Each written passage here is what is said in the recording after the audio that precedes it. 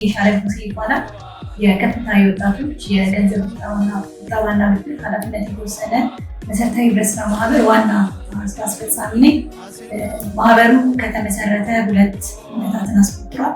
በቀጣይ የካቲት ወር 2ኛ ዓመታችንን የምናከብር ነው የሚሆነው ማለት ነው። እንግዲህ ባለፉት 2 ዓመታቶች በሀገር አቀፍ ደረጃ ሊያሰራ የሚችል የስራ ፍቃድ ከኢትዮጵያ ህብረት ስራ ኮሚሽን አግኝተን በ18 የክልል ከተሞች አዲስ አበባን ጨምሮ ተደራሽ የሆነ የወጣቶች የገንዘብ ቁጠባና ብድር አገልግሎት እየሰጠን እንገኛለን ማለት ነው። እንግዲህ በዚህም ባለፉት 2 ዓመታት ታሪካችን ጠቅላላ 14,000 የኢትዮጵያ ወጣቶችን አባል ማድረግ የቻለን ሲሆን እንደሚባለው ወጣቶች አይቆጥቡም፣ ወጣቶች ገንዘብ የላቸውም፣ ቢኖራቸው ያባክናሉ፣ ብድር ተበድረው መክፈል አይችሉም የሚባለውን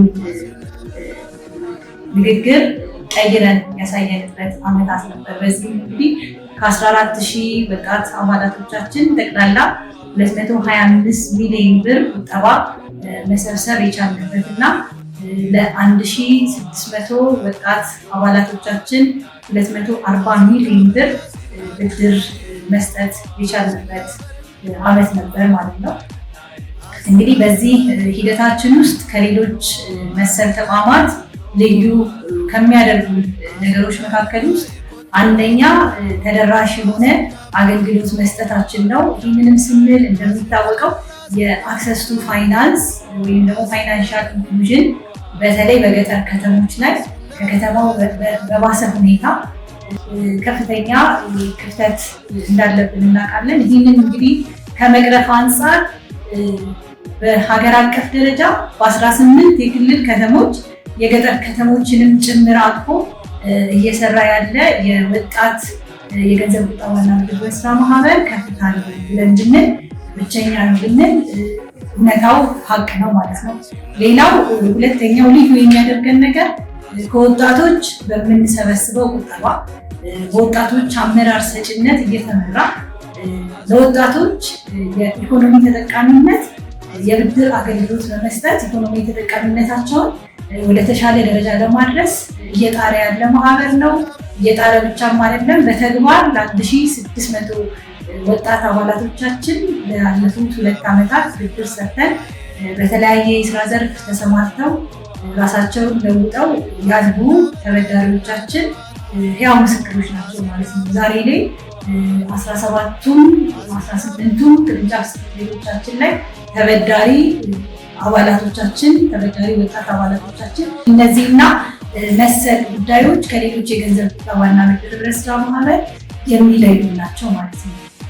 በቀጣይ እንግዲህ የኢትዮጵያ ወጣቶች በትክክልም የኛ ህብረት ስራ ማህበር ነው፣ የኛ የገንዘብ ቁጠባና ብድር ነው በማለት በሀገሪቱ ያላችሁ ወጣቶች በአቅራቢያችሁ ባሉ የቅርንጫፍ ጽሕፈት ቤቶቻችን በመምጣት አባል በመሆን የዓላማው ተጋሪ መሆን ያስፈልጋል ማለት ነው። እንደቀጣይ ብዙ ቅርንጫፍ ጽሕፈት ቤቶቻችንን ለማስፋት ወደ ሌሎች የክልል ከተሞቻችን ገጠሮችንም ጨምሮ ለመግባት በትልቅ እቅድ ይዘን እየሰራን ነው። በተለይ ቴክኖሎጂ ላይ ትኩረት አድርገን ከቅርንጫፍ ከመክፈት ባሻገር በቴክኖሎጂ በታገዘ አገልግሎት ሁሉንም ከተሞች የገጠር ከተሞችንም ጨምሮ ተደራሽ የሚያደርግ አገልግሎት ለመስጠት በዝግጅት ላይ እንገኛለን ማለት ነው።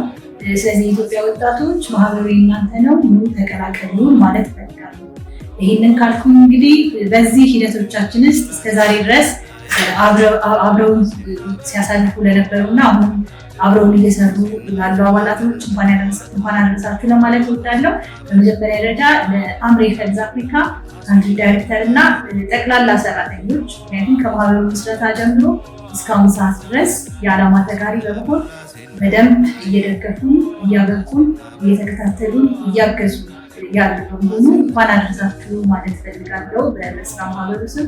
በመቀጠል የኢትዮጵያ ህብረት ስራ ኮሚሽን በትልቁ ከፍተኛውን ሚና የሚወስድ ከአደረጃጀት አንስቶ እስካሁን ድረስ ላለንበት ሂደት ትልቁን ምስጋና የሚወስዱ ናቸው። በማህበሩ ስም እንኳን አደረሳችሁ ማለት እንፈልጋለን።